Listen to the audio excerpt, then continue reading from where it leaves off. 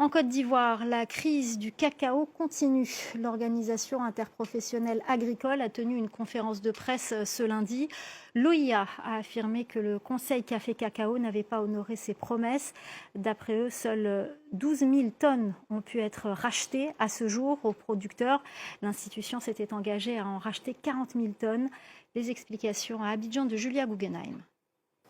La tension était palpable ce lundi lors de la conférence de presse de l'OIA. L'organisation interprofessionnelle agricole devait faire un point d'étape à la suite d'une réunion ministérielle. Il leur avait été promis que 40 000 des 102 000 tonnes des stocks de cacao invendus devaient être rachetés aux producteurs. Mais cette promesse n'a pas été tenue selon eux, puisque les connaissements, ces documents administratifs qui servent à valider la vente du cacao, n'ont pas été délivrés. Avec le Conseil, nous avons arrêté que l'OIA, dans la crise qu'on appelle la crise de déchargement des stocks, devait décharger 40 000 tonnes.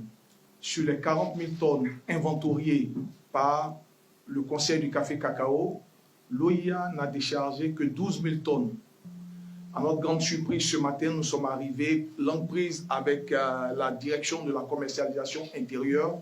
Les connaissements mis en ligne n'ont pas été validés.